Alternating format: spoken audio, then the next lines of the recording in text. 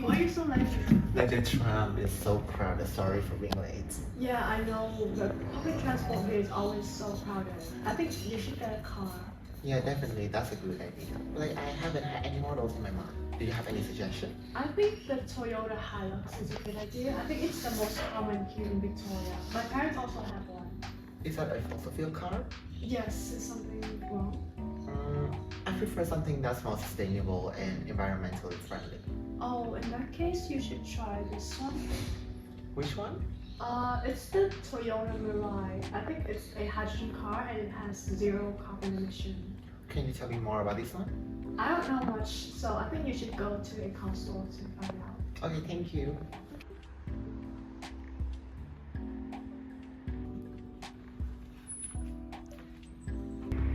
Welcome to our Toyota car store. How can we help you? Hi, I'm considering between the Toyota Hilux and the Toyota Mirai car. Oh, come in. We can introduce more information about it. Okay, thank you. This way.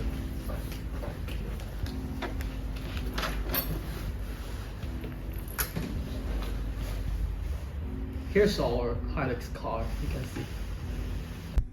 Well, there are many advantages for the fossil fuel car.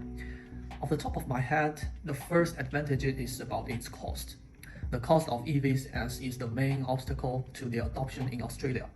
The cost of electric automobiles compared to fuel cars is notably greater as a result of the government's failure to provide any meaningful subsidy to customers, as other governments have done in Europe and the US, resulting in a sales spike.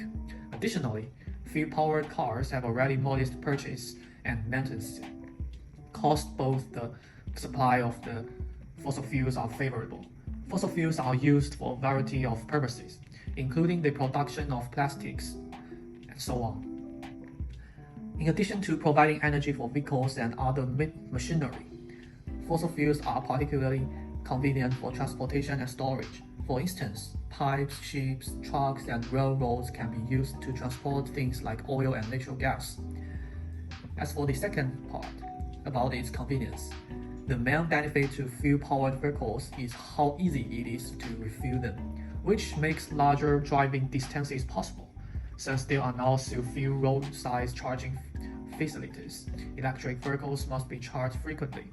The development of charging infrastructure continues to lag behind the growth and sales of electric vehicles, which presents certain difficulties for the spread of these vehicles. Even though some domestic governments and institutions have made significant financial investments to speed up the construction of charging infrastructure for electric vehicles, they still need to take into account a number of practical issues at the same time. For example, they must decide where to place charging stations, what kind of charging stations to build, and how much each station will cost. Solving these problems will take time and money. For the third part, about its vehicle selections. With hundreds of distinct models available, gas online automobiles continue to lead in terms of vehicle options.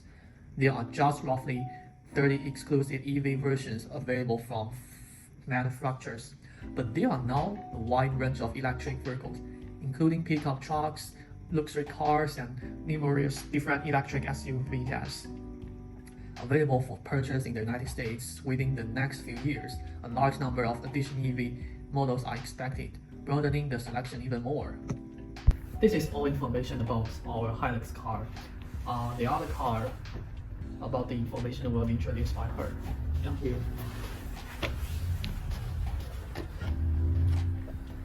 Here is our Mirai car, a hydrogen vehicle.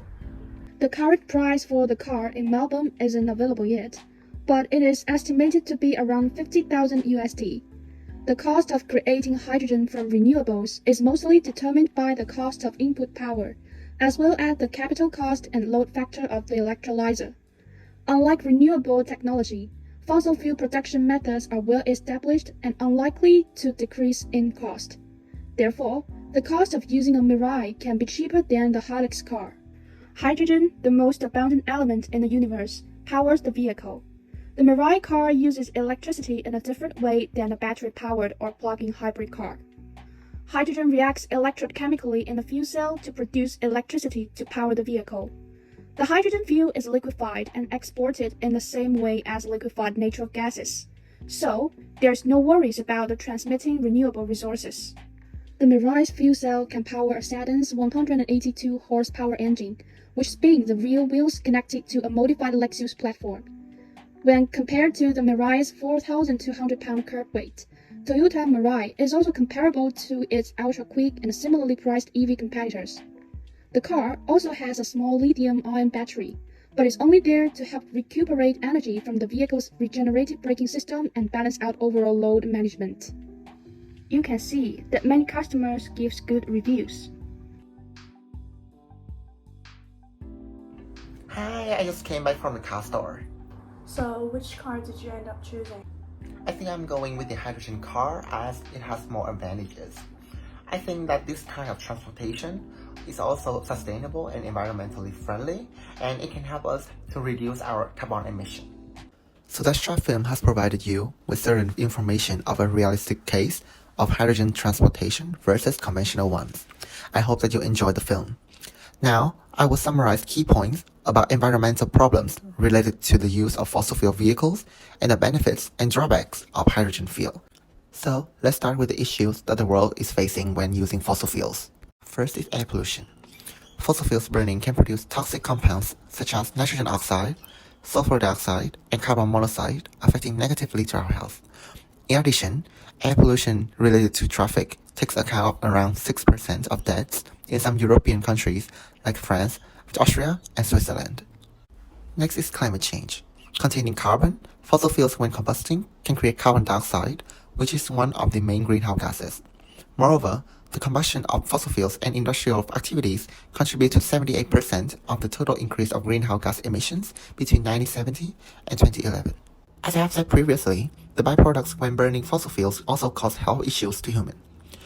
Climate change is reported to affect children's respiratory system and developmental behavior. The use of fossil fuels also brings about many problems, such as ocean acidification, rising sea levels, and extreme weather. The ocean has increased 30% in its acidic concentration and destroyed the shells of many marine organisms. This is due to the formation of carbonic acid when the atmospheric carbon dioxide concentration is too high. The increase in greenhouse gases concentrations in the atmosphere also leads to the rise of sea level. It has risen about 9 inches since the 1800s, causing more natural disasters, for example, flooding. And climate change also results in extreme weather, such as drought, fires, and hurricanes with a higher frequency. So now, let's talk about the advantages and disadvantages of hydrogen fuel. First is the advantages. Hydrogen fuel has large and renewable resources, for example, water. And it can also be produced in a variety of ways. The products when burning hydrogen fuel is just water, which is harmless. Compared to fossil fuels that result in many byproducts causing detrimental effects to the environment and humans' health, hydrogen definitely has the advantage. In the liquid form, hydrogen is possible to be transported, so it will be more convenient for users whenever they need to refill the fuel tank. The price is quite affordable and cheaper than oil, which is a positive point of hydrogen fuel. However, there are also some disadvantages about hydrogen fuel. As the conditions still have limitations, with the cheap price of fossil fuel, hydrogen is still produced using fossil fuels. This process may release greenhouse gases into the atmosphere, causing negative effects on the environment. The way of extracting hydrogen from water is still having some limitations, for example, high production cost and electrical power expenses.